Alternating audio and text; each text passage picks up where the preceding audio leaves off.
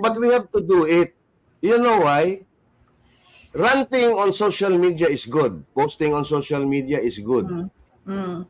Pero yung legal na hakbang, yun dapat ang tama mong gawin. Even if the challenge is seemingly insurmountable. Even if we know na sila yan, magkabarkada yan, halos lahat sila. Pero we have to be there. We have to stand up for our rights, no? Para ma-challenge din sila kasi nga they are so emboldened already na they can practically do everything and anything na walang gumagawa ng hakbang. Secondly, this is a test of Boyeng Remulla's pronouncement. Kasi with all his flair, sinabi niya that he will be impartial, na wala siyang kikilingan, kaalyado man yan or nasa oposisyon. Now, we are handing him the ball. The ball is now in Boyeng Remulla's court. Okay? And Boyeng, it's not his job to either convict or acquit. His job is to determine kung ang reklamo namin, meron bang probable cause, meron bang nakikitang dahilan para ito ay dadalhin, itataas, Sandigan Bayan.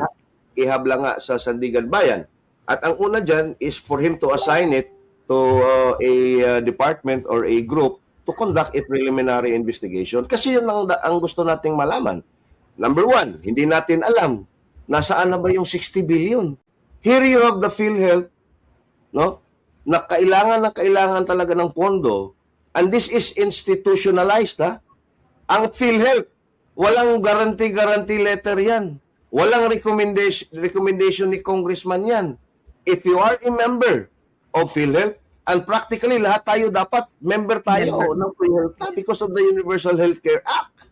Kaya nga yung indigents dapat sinosubsidize ng gobyerno para yung premiums nila, ang gobyerno ang shoulder at pati tayo, no, or yung mga paying members, no? Now, ang sinasabi natin, bakit pa gawin nila yung ganito na pwede namang idiretso yan sa PhilHealth, yung pondo sa MAIF, 'di ba? So again, Pam, yung sinabi mo kanina, naluluhod at tulod, ginagawa talaga nila tayong mga alipin. The basic tenet of our right to life guaranteed in the Constitution is the right to health.